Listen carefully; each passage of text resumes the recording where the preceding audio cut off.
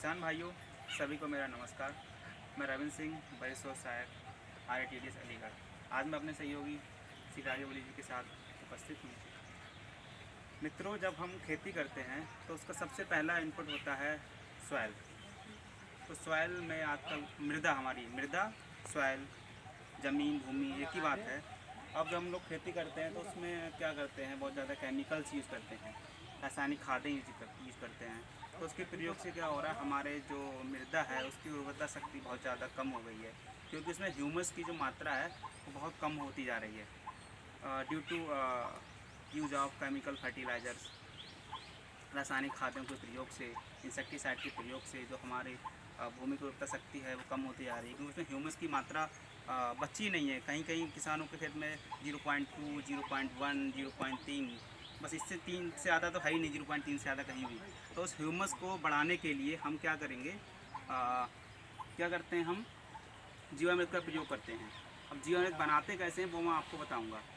सबसे पहले हम एक प्लास्टिक का ड्रम लेंगे 200 लीटर का। फिर इसमें 5 किलो मिट्टी लेके आएंगे।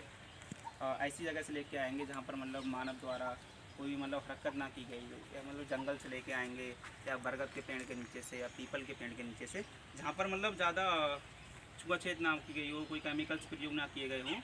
और वहाँ पर मतलब उसी पेड़ के नीचे चिड़ियाँ बैठती हों, वो अपनी बीट करती हों, वहाँ पर हो जाए वो बायोमास हो। तो ऐसी जगह में 5 किलो मिट्टी लेके आएंगे। और हमने 200 लीटर का ड्रम लिया था, उसमें 200 लीटर करीब 170 लीटर 80 लीटर पानी भरने के बाद उसमें ये 5 किलो मिट्टी ला के हम डाल देंगे। फिर हम जीवाणुओं को खाने के लिए उसमें 5 किलो गुड़ डालेंगे और 5 किलो बेसन डालेंगे। अगर बेसन नहीं है तो हम उसमें आटा भी डाल सकते हैं। फिर हमने डाल दिया। फिर उसको डालने के बाद अच्छे से मिक्स करके हम उसे छोड़ देंगे। फिर हम देखेंगे क्या होता है उसमें। करीब 10-15 दिन बाद उसमें एक ऊपर उसकी सतह पे काली ग्रोथ बन जाएगी, काली परत की तरह बन जाएगी। तो हम जहाँ से 5 किलो मिट्टी लेके आए थे जिस पेड़ के नीचे से, वो जीवाणुयुक्त मिट्टी थी, क्योंकि हम जीवाणु का संवर्धन करते हैं जीवामृत में। तो उस मिट्टी में क्या था, हमारे 2 प्रकार के जीवाणु होते हैं। एक तो होते हैं लाभदायक, दूसरे होते हैं हानिकारक। तो ये जो करीब 15 दिन के बाद तो हमारी काली लेयर बन जाएगी। इसमें क्या होगा, जो हमारे हानिकारक जीवाणु होंगे वो ऊपरी सतह पर आ जाएंगे। फिर हम इसको किसी चलनी की सहायता से निकाल कर बाहर कर देंगे। फिर उसके बाद में करीब इसको फिर से करीब 20 दिन के बाद हम क्या करेंगे, इसमें 20 या 15 दिन के बाद हम इसमें 3 किलो गुड़ डालेंगे दोबारा से खाने के लिए इसके, और 3 किलो बेसन डालेंगे। और हम डालने के बाद इसको फिर छोड़ देंगे। फिर हम क्या करेंगे, फिर 10 दिन के बाद, लगातार 10 दिन के बाद, जब तक ये बन के तैयार ना हो जाए, 10 दिन के बाद हम इसमें 2 किलो बेसन डालेंगे या आटा अगर है तो। और फिर 2 किलो हम वो डालेंगे, इसमें गुड़ डालेंगे। गुड़ नहीं है तो चीनी भी डाल सकते हैं। और हम ऐसा जब तक करते रहेंगे जब तक कि हमारा पूरा कम्प्लीटली बन के तैयार ना हो जाए। अब ये उसके ऊपर निर्भर करता है कि ये कितने दिन में बनकर तैयार होगा। हम जहाँ से मिट्टी लेके आए थे, अगर हम जहाँ से मिट्टी लाएँ उसमें अगर जीवाणु पर्याप्त मात्रा में थे, मतलब अधिक मात्रा में हैं, तो ये 3 से 4 महीने में बन जाएगा। अगर उसमें जीवाणु थोड़े कम मात्रा में हैं तो उसको बनने में ज़्यादा टाइम लगेगा, जैसे कि 5-6 महीना, 7 महीने भी लग सकते हैं। फिर ये बन के तैयार हो जाएगा। और इसमें जब तक बनाना है, मतलब इसमें जो जीवाणुओं की जो वो है संख्या, वो 10 की पावर 7, 10 की पावर 8 ना हो जाए तब तक हम इसको मतलब करते रहेंगे, इसको खाने को देते रहेंगे। फिर जब ये बन के तैयार हो जाएगा फिर हम इसको मतलब अपने खेतों में प्रयोग करेंगे। प्रयोग करने के इसको 2 तरीके हैं। या तो हम इसको, जब हमारा बन के तैयार हो गया कल्चर, हम इसको सिंचाई के साथ प्रयोग कर सकते हैं, या फिर हम इसको घनजीवामृत के रूप में प्रयोग कर सकते हैं। और घनजीवामृत बनाने के लिए हम क्या करेंगे, 1 कुंटल गोबर की खाद लेंगे।